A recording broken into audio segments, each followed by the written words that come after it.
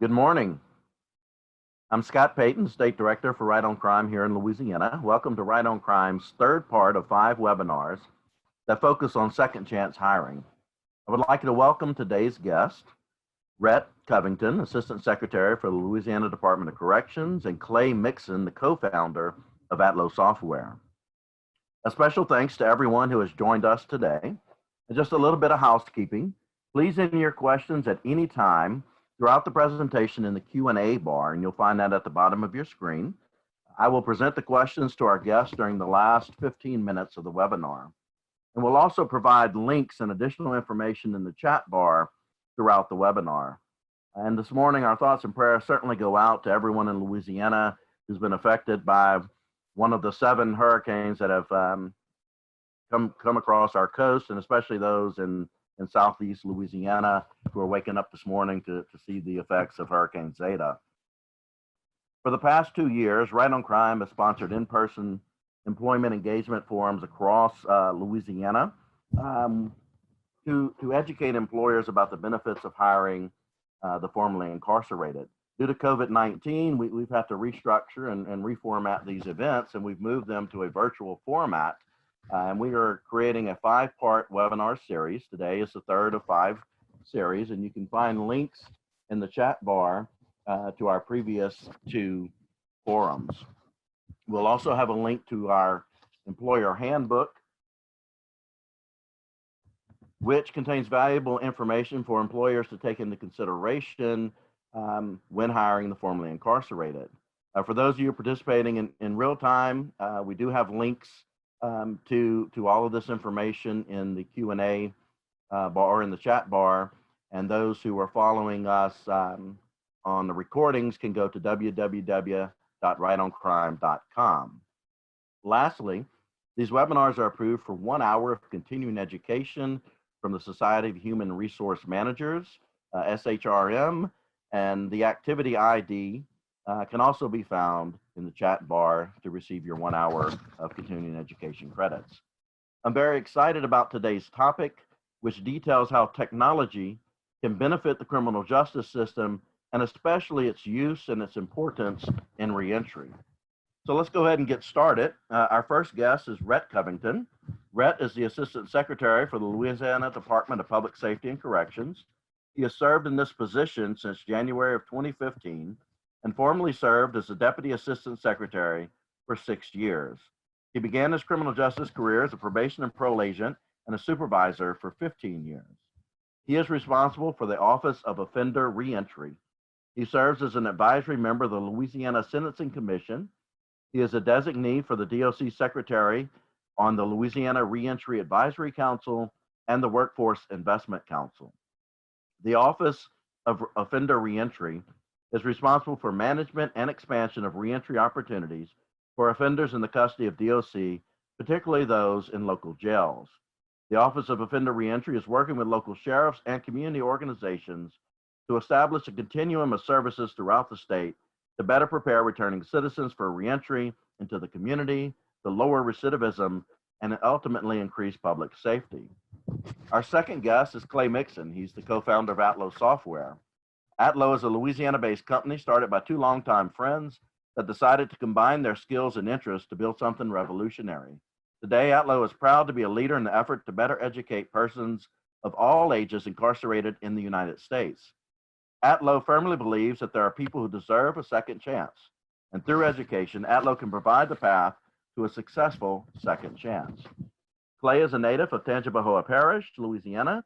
He earned a degree in computer science from Southeastern Louisiana University, which he's translated into a successful IT consulting business for the past 15 years. His professional career has crossed over into a number of different technologies, including systems administration, communications, networks, and surveillance. He has designed, developed, and successfully marketed information products currently in use by law enforcement, municipalities, and private businesses throughout the country. Rhett, we will go ahead and start with you. In 2017, the Justice Reinvestment Initiative, or JRI, reforms were passed in Louisiana.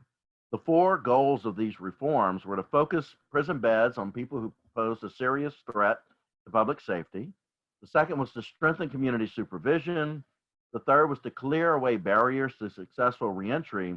And the fourth was to reinvest these savings back into programs that reduce recidivism and support crime victims.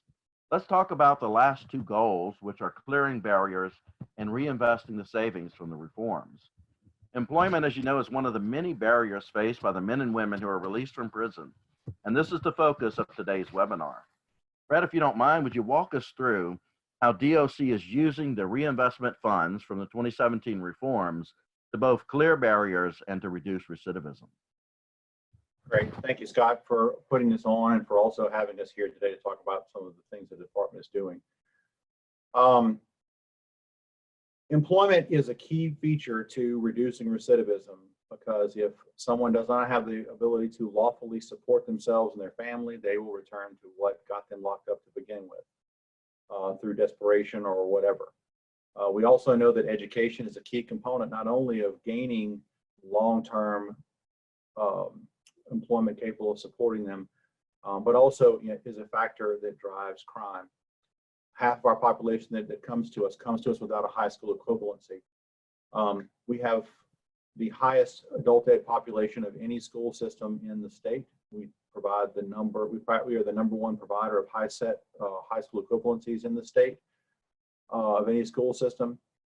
And we also partner with multiple colleges: Wiley College out of Texas, Ashland University out of Ohio, Tulane University, to provide post-secondary opportunities for people to earn degrees from college.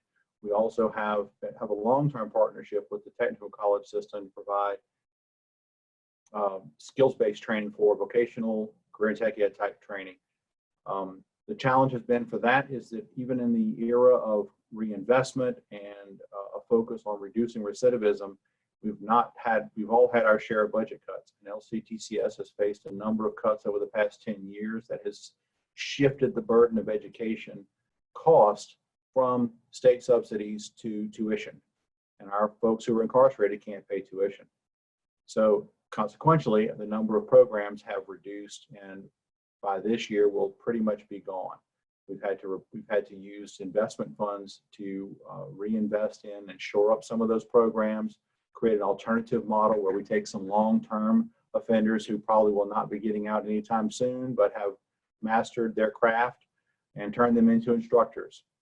This was first piloted in the Reentry Court program to try and get some low-cost training alternatives in using industry-based certifications and third-party testing to show that the person had gained the skills they needed to do everything from construction to welding to automotive repair and body work, and the list goes on.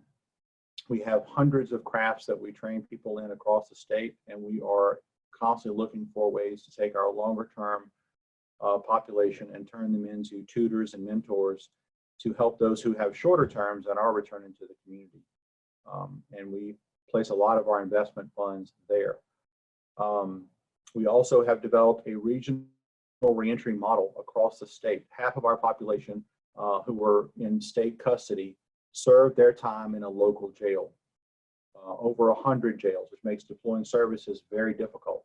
So we developed a regional model we call regional reentry centers. We have 10 of those across the state, one specifically for the ladies and the other 9 for men.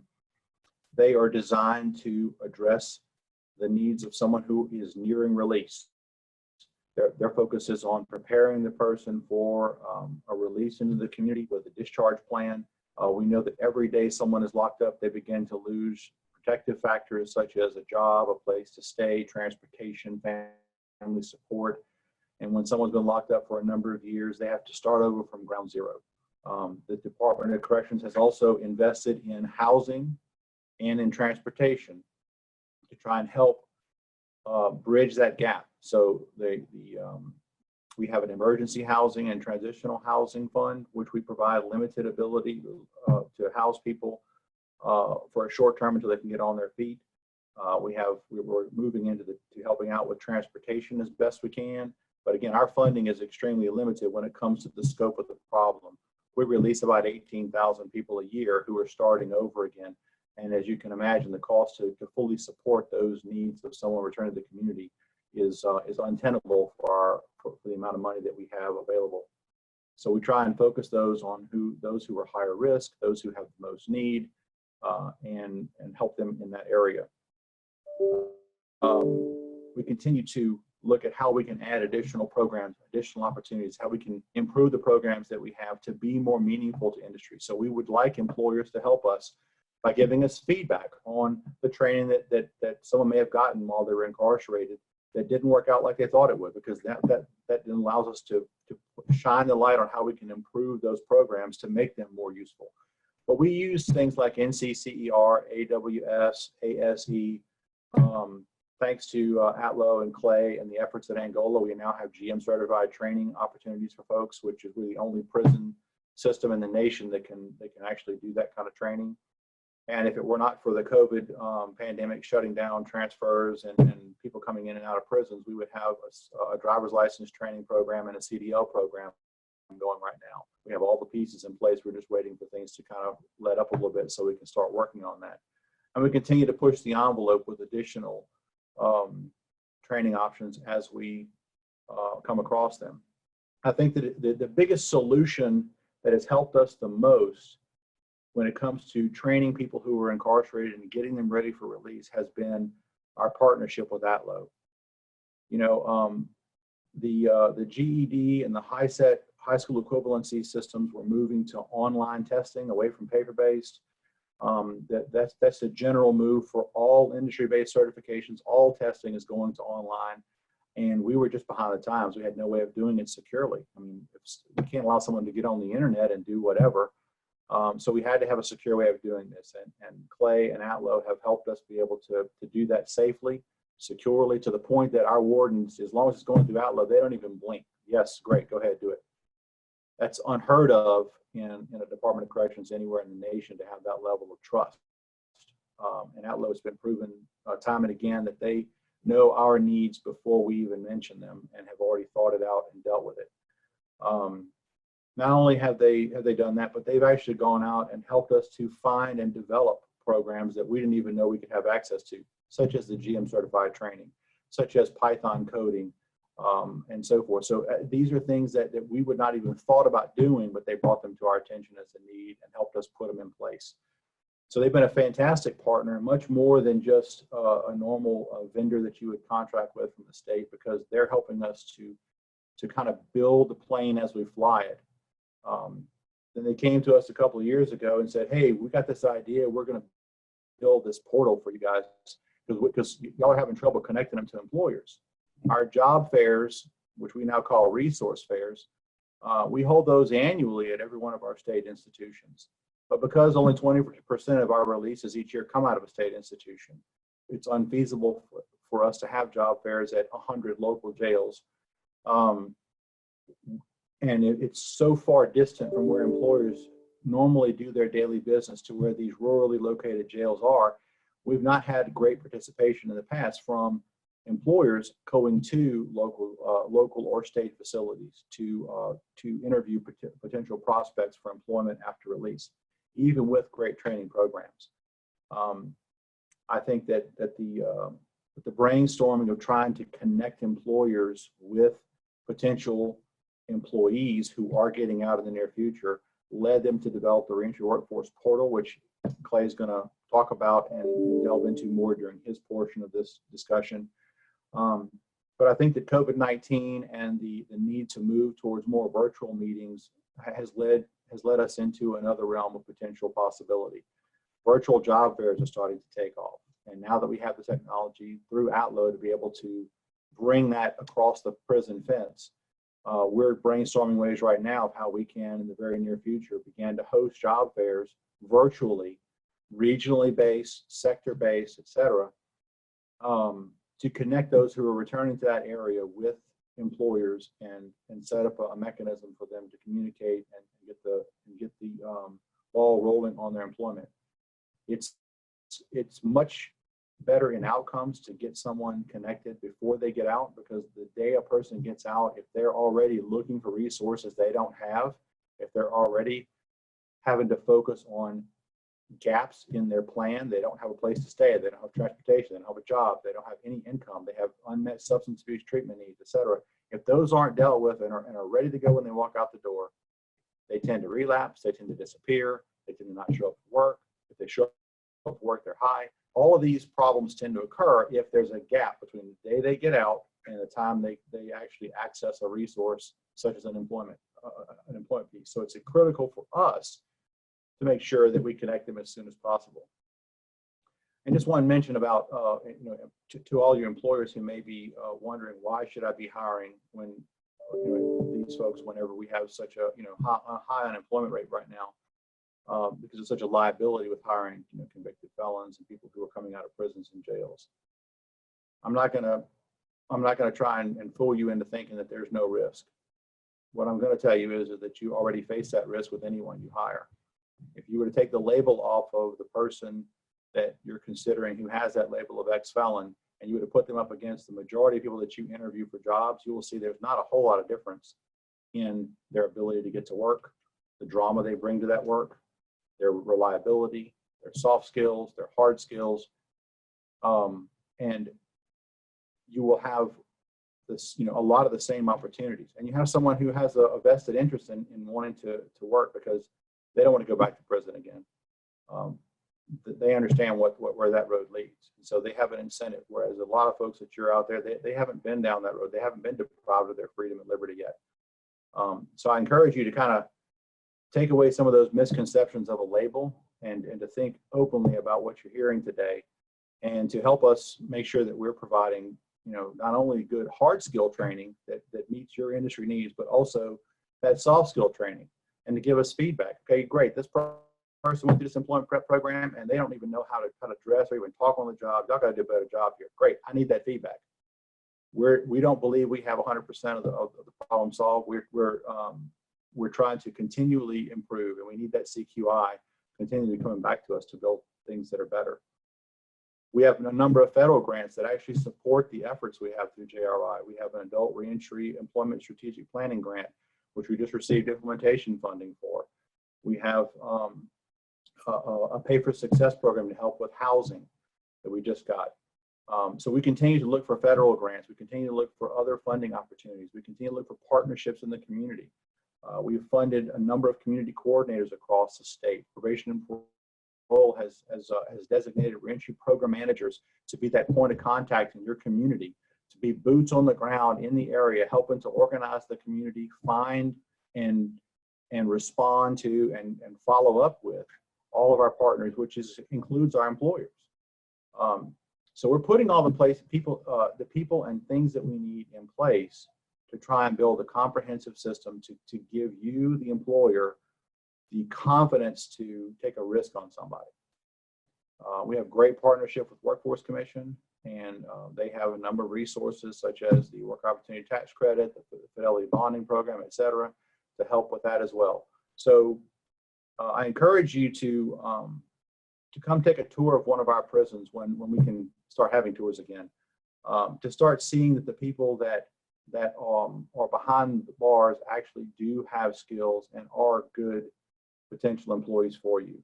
To join our local employment committees or our employer advisory council to help us build the best programs and the best processes that we can to get folks into the workforce, to participate in our job fairs, either live or virtual.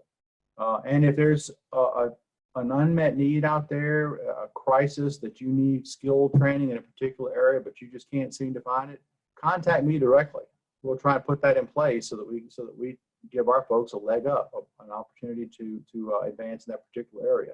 So I know I probably could have said a whole lot more, but I think that kind of gives you a good overview of the things that we're working on, and that we're in a number of different areas trying to build the best possible system of addressing someone's needs while we have a captive audience, and can kind of provide that reset that brings them back out as a productive citizen versus another liability that we have to face in our community. Thank you, Rhett. I just wanted to point out too, since 2013, the prison population's dropped almost 11,000 people, which is great news, and it also gives DOC a much better opportunity to work with. Oh, looks like you're losing lights. No, it's our energy saving program because we're trying to be as efficient as possible. So my lights goes off every now and again. So y'all know we're doing our part to save the environment. We greatly appreciate that. With the prison population dropping by 11,000, that definitely has to give you more room and ability to implement some of these programs. I also like the reentry program managers that probation and parole has in place. Because of the 4 goals, one was to strengthen community supervision, and I think that community probation and parole working with employers, they get to see the people that are coming out day to day, and can be the best people to make these referrals. Another interest too is the regional reentry centers are a really good program. I was looking at the recidivism rates, which have dropped a couple points, but down to 41.8%. In the state facilities, it's 39%, and then in the local jails, 44.4%. So those reentry centers, if they can get the same kind of programming that's in the state facilities, that's going to make a big difference as well. So it looks like DOC is definitely moving to take this money that is coming in from the savings from 2017 and to prevent people from coming back, but also give them that skill set that they need. So, which is a good benefit for employers. They're getting their high set, they're getting all these different technical trainings. So, well, and I want to also build on your comment about the regional reentry center that I forgot to mention is that, we started down the road about 10 years ago of implementing this regional reentry model, and Justice Reinvestment has helped us to put in the last 3 locations. But it's also allowed us to take a couple of existing locations in our tier 1, the areas we have the most people going back, Plaquemines, which serves Orleans, Jefferson, St. Tammany. We're looking to do this in the Baton Rouge area and Caddo area as well, working with those sheriffs. We want to use Justice Reinvestment dollars to expand the scope of services. So not just of that preparation, but doing those hard skills training, bringing people in who may be 2 to 5 years from release to try and get them with family reunification, better substance abuse treatment, all of this stuff to get them ready to go. So those funds are being invested there as well. Additionally, probation and parole is invested heavily in adding in day reporting centers to help act as a relief valve instead of just revoking people and sending them back to prison again, giving them a place to go to get more intensive case management to address those problems they're getting into so they don't end up going back to prison, or to help them with that step down, that gap I mentioned where they're coming out of jail, don't have any resources, and are at risk of going back into the streets and doing stuff again. So it helps cover those areas. So it's a key feature for us in those investments. I'm glad you brought that up to remind me. Yeah, I remember I had a parolee that I supervised when I was working probation and parole, and he was somewhere up northeast, but Louisiana, and was telling me how he worked. I think it was a chicken processing plant or something to that effect. And he was like, there's none of those in the area where I live. He said, it was great, but I can't use that. So these regional reentry centers are great in the fact that if they go back to where they're from, no one's going to really move from where they were to go to Northeast Louisiana if they're from South Louisiana or Central. So the reentry places allow family to help and also gets them in a skill set with employers that they can reasonably expect to be employed with when they are released. So those are great, and I don't think many people understand how these reentry centers work and all the good work that they're doing to facilitate the reentry efforts. While they have the last 6 months to 2 years left of their sentence. Clay, I'm glad to see you made it through Hurricane Zeta. Okay. I've seen Atlo's computer labs at both Elaine Hunt and at Louisiana State Penitentiary. Also walked through the employer portal with you a few months back. And as a former probation and parole officer, I would have loved to have had this tool when I was in the field. So if you don't mind, tell us a little more about what Atlo is working with through DOC and how this can help both employers and the men and women who are being released from prison. Sure. Good morning, Scott. Thanks for putting this together, and thanks everybody for attending. So yeah, we started our relationship with the department about 4 years ago, and our challenge was to develop a learning system that allowed offenders to stay current with their adult basic education, but this required an internet connection. which is kind of scary. So we worked really hard over a few months to put together a very secure network, not just a network, but the device itself, to make sure that it was safe for use inside corrections. You know, companies are always worried about people getting into their network, right? Well, we had to worry about that plus getting out. So it was a big challenge. So we started putting our labs in back in 2016, I believe, and it's been very successful. It started out as just education, and it quickly moved from education into high stakes testing, which was a huge win for us. Getting industry-based certification tests being able to be proctored inside of the prison was groundbreaking. As Assistant Secretary Covington mentioned, these tests were going from paper to online, and there was no paper option anymore. For an inmate to take an automotive service excellence exam here, when they sunsetted the paper-based exam, they were up at around 2 or 3 in the morning, shackled, inspected for public transport, put on a bus, very expensive transport to a public testing center, state police escorts. This one happened to be on the 2nd floor where they climbed the stairs in their irons, and they sat down to begin their test after they'd been up through for about 8 hours and put through all of that. So now we can do these tests proctored right here inside of the facilities in the same classroom in which they studied in. So it's a much more comfortable environment. So education and testing, and now completing the circle by putting this job portal together and connecting these offenders while incarcerated with potential employers. So we've now completed the circle, and this is job portal is just getting kicked off. It's been under development for a couple of years, and it all came out of a tour. One day we were at Angola Prison on a tour in the HVAC school, and they had a little Q&A session going on, and one of the offenders raised his hand and stood up, and he said, "My name is Justin Jenkins. I'm from Slidell, Louisiana. I've got 2 Johnson Controls HVAC certifications while in the reentry program here at Angola. I'm worth $40 an hour out on the street, but I have no way to find a job. My parents are trying to get my old job back at Wendy's just so I can get released." So that was heartbreaking for my partner, Devin Broom, who can't be on the call today. But by the time we had made it to the end of Angola Road, we had already purchased reentryworkforce.com and knew that we had a vision.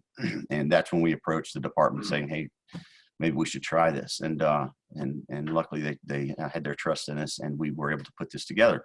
So I'm going to share my screen here for a minute and just kind of show you some real world examples of what is going on here in Louisiana. I travel around the nation pre-COVID talking about what we're doing here in Louisiana, and a lot of folks just are in disbelief. They just can't believe that we're providing this level of training. This slides are going to highlight the career and technical education program at Angola Prison, which is, of course, the largest maximum security prison in the nation. This is the testing center that we talked about right there in the prison. This is where we do a lot of high stakes testing for industry-based certifications, not just automotive repair, but we do ASE testing. We do HVAC excellence testing, EETC for your small engine repair. We also do your IC3 certifications and your Microsoft Technical Association associate for Python programming. So a lot of testing goes on here in this room. These images here are from the first ever automotive service excellence professional computer-based test ever proctored inside of a prison in the history of the United States. These men are now brought in to the automotive location. They can have a cup of coffee.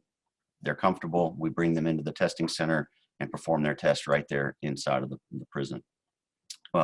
This is also now a secure facility to secure facility transport. So they're not having escorts and things like that that would for a public testing center. This was a picture of the first guy to finish his test that day. And as Assistant Secretary Covington mentioned, we use mentors as teachers. The fellow in the black shirt back there is John Sheehan. He is the automotive instructor there at the prison, and also 33 years into a life sentence. There's mentors for about 18 different programs out there at Angola. And that was the back of Devin's head, by the way.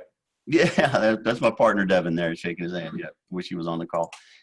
Yeah, so this is the automotive center there at Angola. If you could only imagine the level of training that these folks are getting. I had a mentor tell me one day, when he gets a new set of students in, he tells them, where else can you go?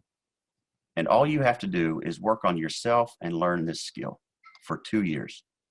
They don't have to find food. They don't have to pay rent. All they have to do is focus on this certifications that they're getting. And the level of training that they're getting, I can say, has exceeded some of the schools I've seen on the street. So we've got the guys gathered in here in the room, and we're about to give them their scores from their testing session that day. And in this slide, everybody in this scene is getting out, except for the guy in the white t-shirt and the guy above his shoulder in the blue t-shirt. He's also a mentor and serving life sentences. The rest of the folks are in the reentry program.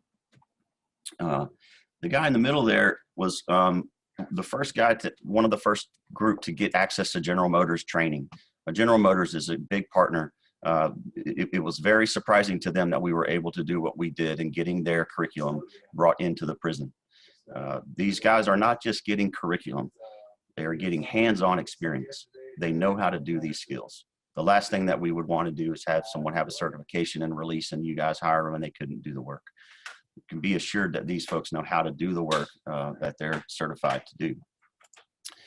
It's interesting here to see the guys that are his assistant teachers looking over his shoulder as soon as he gets his score sheet to see how he did, and they're very engaged. General Motors service managers that I know have a little index card under their keyboard with the first name, last name, and DOC number of these offenders. They are tagging these guys and pre-COVID, we're going to interview them at the prison. So we're filling these jobs that they have a big need for. So David was hired by Bill Hood up in Amite, and he started, this was a picture of his first day on the job. And you could see he's changing a little bit from that previous picture. He still has his t-shirt and his baggy jeans on, but that all changes when we get his uniforms delivered. We get his tools delivered. That's Bill Hood on his right, the owner of all the dealerships, and Craig Estave, the service manager on the left, who is responsible for making the phone call to General Motors to get this program started with us. And you could see when you put these together how you can transform a person through education, and this level of education that they're getting, and the access to safe access to online resources for the certifications. This is a post-secondary group of guys that are in Ashland University. You could see that they've all got their Atlo launch books, and they are enrolled in college. The next slide here is a women's facility. This is how we would go in and train them on how to use devices. And then the work that we've done here in Louisiana has really made it out on word of mouth to the point that we were at the White House last June talking with senior policy advisors on our successes in Louisiana and how the heck we're pulling this off. So very good stuff going on here. And the next step is getting these employers involved. The employer portal is built and it is ready for you guys to create your profile. The profile will be reviewed by the department, and then once approved, it will be available to be seen by offenders while incarcerated. The offenders are able to sign in to the portal, and they can browse jobs that you may have posted. They can browse employers. They can submit you their resume. They can apply for the jobs, of course. And you can even communicate with the offender prior to release by proxy. So the offender messaging to the employers is available, but the messages do not get delivered until they're reviewed and seen by a supervisor before they're able to go through. So I will share my screen here and just kind of go over the employer portal so you can kind of just see what it looks like. So we're in the employer portal here where you're able to come in and browse candidates. You're able to post jobs and manage your job postings. You're able to see the applicants who have applied for your jobs. You can manage your profile and update your profile that the offenders will see. add new job. And then we have a frequently asked questions that's going to be filled with a lot of things that you may want to know. And in case there's something in there that you don't see, your question's not there, we actually give you the chance to actually ask a question about hiring this population. So this is a full-blown job portal. You're able to come in here and browse these folks. We are doing some AI here where you could see this as recommended for you. So based off your employment profile and based off an offender's profile, we're doing some keyword matching here to kind of bubble these folks up to the top that may be a good fit for you and your company. You're also able to come in and filter this by skill. You're able to filter it by whatever certification that you may be looking for in your particular company. If you are an employer and you don't want to hire any violent or sex offenders, you're able to filter out those folks from the population from your results here as well. The job postings are pretty simple. You can post your job. You can see the candidates that have applied. Once you see them, you can hit show their resume, and you can see their resume here. You're also able to favorite them. This is useful if you are searching by a currently enrolled in program. So say that someone is currently enrolled in the plumbing program, and you find them here and you favorite them. If you, once they get their certification for plumbing, they will update their profile and it will actually email you and let you know that, hey, this fella got his plumbing certification. Would you like to facilitate a job interview? And you're also able to, here, to request a job interview right from the platform. Those are video interviews, phone call interviews. Pre-COVID, we were talking about in person, but I don't know when that will happen. So you have a way to message the offenders here. Okay, this is a way for you to maybe send them your employee handbook to review pre-release, send them your job application, send them a message, and of course attach a document to that if needed. We have an announcement board here that the department will maintain. This announcement board will have things to announce, such as these job fairs. What's the new name for them? A resource fair, something like that. So we'll be able to announce those here, and you can view all of the announcements right through the portal. When you browse the candidates here, this is your message button. So if you wanted to message this guy, that's where you would do this. All right. Keeping in mind that no messages can be deleted. They're completely, they are archived. The offender can't delete and the employer can't delete. So those are kept forever. So we hope that you will want to be involved in this program. This is an untapped workforce. This is a very well-trained workforce, and it's proven itself that this population are good employees, and through this court program, the DOC is probably the best HR department you could ever ask for because of the oversight that these particular folks get. So with that said, I'll turn it back over to you, Scott, and share my screen here. All right. Thank you, Clay. Like I said, that's an awesome software portal, and I think before we started, Rhett had mentioned about having maybe a tie-in with the resource fairs and the job fairs, using this platform as well. Clay, if an employer wants to sign on, what do they need to do? Okay, currently the employer should just send an email, if you would, to support@atlosoftware.com, and that's ATLO, AT not alto, atlosoftware.com, and we will send you an invite from the portal. It is right now it is an invitation only. In about a week or so, we will have a link that we can send out where you can click on that and fill out a short form that you want to be involved, and we will review that and then send you to temporary credentials to the portal so that you can get your profile set up.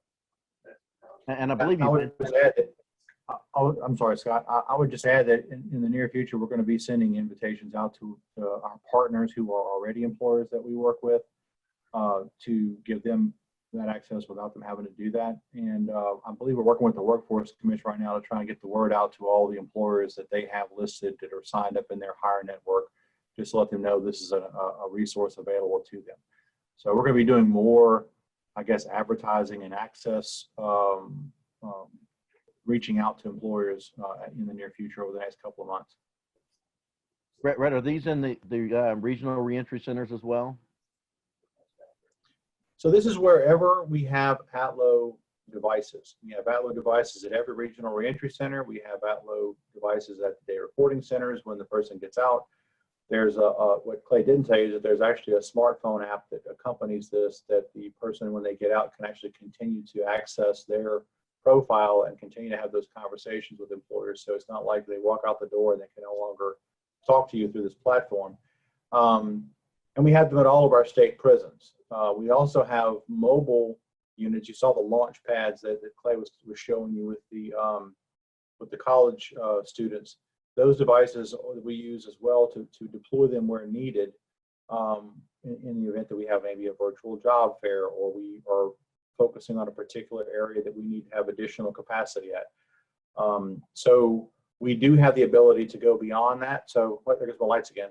So if, for example, an employer wants to have a conversation with someone who's in a facility that does not have Atlo devices, we can either move that person, or we can work with Atlo to deploy the device there. So we're trying to eliminate every possible reason or barrier here to connecting employers with potential employees and potential employees with prospective employers. And I believe Clay pointed it out, but employers, if they're worried about their privacy during this process, it seems like everything is kind of goes through the portal. The contact is monitored back and forth, which is good. And how is this going to relate to community supervision? Will probation and parole be able to assist or use this data to help those on supervision, follow up with employers and see their skill sets? There will be access to probation and parole based upon probation and parole's desire to have access to it. I know that the Reentry program managers will have access to it.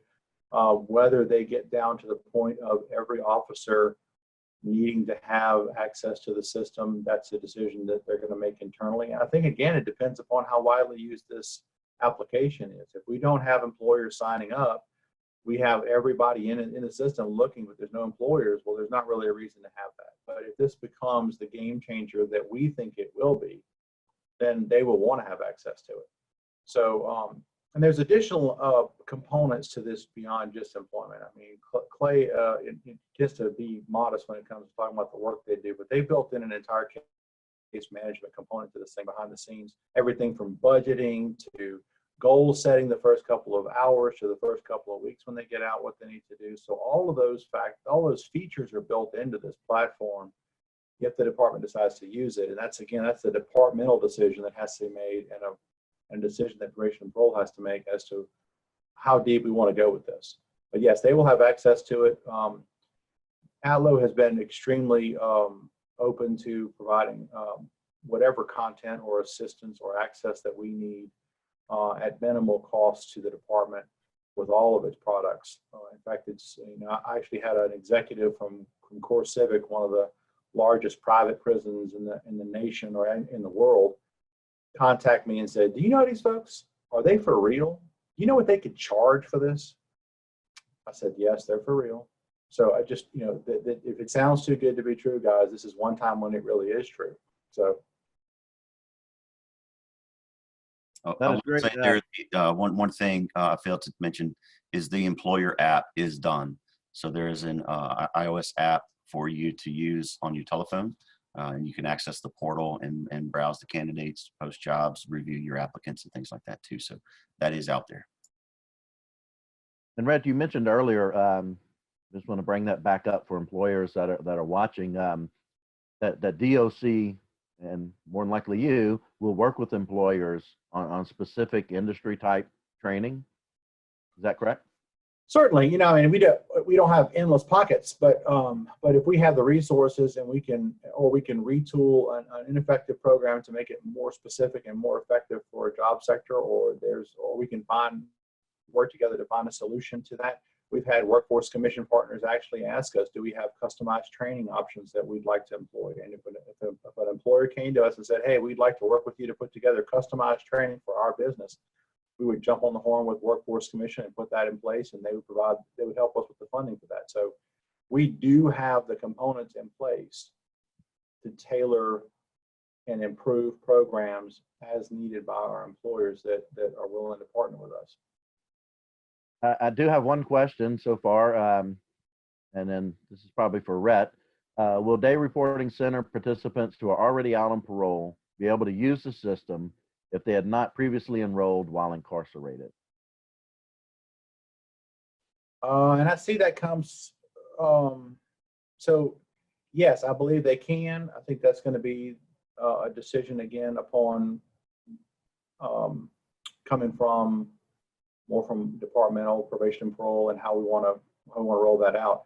I don't know currently, Clay, can they get access to it like employers from a normal web browser, or do they have to go through one of your devices to get to the employee/offender side of things? The released folks will be able to use the web portal. There's a separate portal that is going to be for Reentry citizens, and the app will also be available in iOS and Android for the Reentry citizens to use. Yeah, so we would just have to do a similar invitation or provide them with the link. Again, you know, this is not like an Indeed or Monster or whatever. We're not putting this out there for the general public. Every person that gets an access to this, we have to vet to determine, are they a legitimate person or DOC custody that we want to provide access to it, and are they a legitimate employer looking for employees, particularly for those who are still incarcerated, because, you know, this could be used by family or business partners in the community to do all kind of things that are not employment connection related. So we have to be very careful with that. But yeah, as long as we can find those legitimate use, I don't see a problem with us not using it. Rhett, in the first session in 2020, there was a bill that was passed by Senator McMath, and we kind of called it the laminated resume bill, where as people are exiting prison, they'll receive an ID card. I think it's the same one that's issued directly by DOC, but on the back of it would have all their certifications and different certificates that they've received while incarcerated. It sounds like this portal will keep track of that as well. Is that correct? Will employers be able to see, and also those that have received all these have some sort of record digitally of all the certifications that they've received? Right, and again, that depends upon what the offender puts in their profile and so forth. But, you know, additional to that, if you're wanting to verify any of those things, then employers can contact me. They can contact their reentry program managers in the probation and parole district that's locally to them, and we can get confirming information. We can even reproduce certificates that we have on record, because we keep records of everything that happens with these folks. So yeah, we definitely have the ability for them to be able to see these things. Let's see if we have any other questions.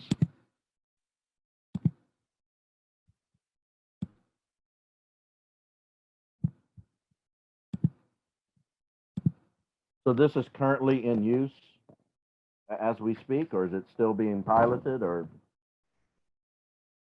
Well, I would say more in the sense that we're rolling it out, and sort of in a sense that it's a pilot, in that Atlo is still taking feedback on how they can improve the system. So although it is functional and we think we've answered all the questions that anyone would have and that it's as user-friendly as possible, they are open to, they haven't closed the book on updating the system to make it better. We have rolled it out to one of our institutions right now, one that's the most tech savvy of all of our state prisons, to get feedback, and we've already gotten some useful feedback there, and they're in the process of enrolling their whole population. Then we're rolling it out to one of our regional reentry centers to see how that looks at the local level. Do we have all the components in place to do that? So in a sense, it's a pilot from the standpoint that we don't have universal enrollment from all of our incarcerated population yet. But we term it more the process of implementation. We're rolling it out facility by facility versus we're sitting for 6 months to a year doing a test of this thing to decide if we're going to keep doing it. The decision has been made, we're doing it. It's just going to take a while to get everybody on board using it. Yeah. So when we develop something for the department, we do a lot of listening. Devin and I didn't have corrections experience 5 years ago. And it was all these ideas from folks like Mr. Covington, education coordinators, all the way down to corrections officers and what they could see. But not only did we listen to the folks that's been in corrections for 30 years, we sat with folks who've been locked up for 30 years, and we listened to them as well to understand what they could see as being helpful to them. And that's where all of this came from us having access to folks with this corrections experience to build it, show it to them, refine it. And that's kind of what we're doing right now. We want to hear from these employers on this profile setup. How was the experience when you created your profile? What could we do to make it better? What questions are we missing? So the feedback is what we're looking for right now. We got some incredible feedback from our first group of offenders that enrolled, that we've already made changes to their questionnaire when they fill out their profile. So please give us your feedback on the portal so we can make it better. You know, I was watching a webinar yesterday on a similar topic, but it was from out of state, and there was a formerly incarcerated person that mentioned when he came out of prison that his three major concerns were having a career option, a job that was career worthy, education, and he felt like he didn't have the appropriate skill sets when he came out. So this is great. This ties all of this together, where there are career options, ASE certification, all these certifications are career type opportunities. And having these computer labs are giving the individuals inside a prison the opportunity to stay up with the times, get the high set education from people with a college degree. The national recidivism rate's around about 5%. So the more education you receive, it starts chipping away at that chance that they will return. Will ultimately save money for DOC. As Rhett mentioned, most of these, if not all of these programs, are based on budget. We definitely have to focus what the reforms were, focus on those that pose the greatest risk to public safety, strengthen our community supervision, and these are all programs that do that. And then we have to get employers to buy in and to understand all of the things that are going on. We've moved, corrections has changed a lot, I would say even in the past 5 years, but definitely over the last decade, from warehousing to providing people with the tools that they need to come out and be successful. One of the conditions on probation and parole is to obtain a job. But there are so many barriers that are out there that prevent people from getting the job. And, they can go from occupational licensing or having wasted 8 years just sitting in prison. And it has to definitely affect the safety of the correctional officers and the inmates as well in this learning environment. Hopefully, and that's our goal is to get this information out to employers. Rhett, I think you had a perfect opening statement about the concern that employers have, and they've even heard that employers are concerned about their employees that are fearful, if an employer takes a second chance. But it's basically the same risk that you take with hiring anyone as far as staying employed. And matter of fact, studies have shown that persons that have criminal backgrounds, that they're more loyal, which saves the employer cost on people leaving and all that startup costs. So there's a lot of research out there for employers to look into. We have all of that documented in our employer handbook. The links are here, and all the evidence-based research that is going along with this. Rhett and Clay, do you have any closing comments? We'll make sure. Just thank you, Scott, and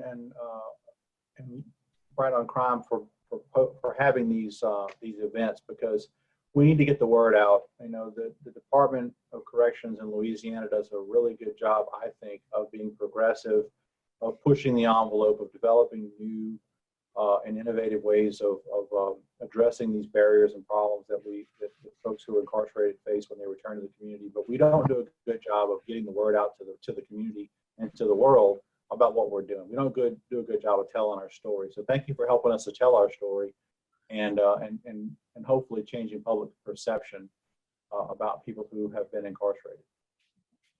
Yes, thank you, Rhett and Clay, for taking time to discuss DOC and Atlo's combined efforts to prepare people that are exiting prison so that they can successfully re-enter. You make a good point, Rhett. We're normally last in the good things and first in the bad things, and this is certainly one of the things that we are leading the way, across the country with the computer labs and preparing people to successfully re-enter. The reforms weren't all about letting people out of prison. It's stopping them from coming back.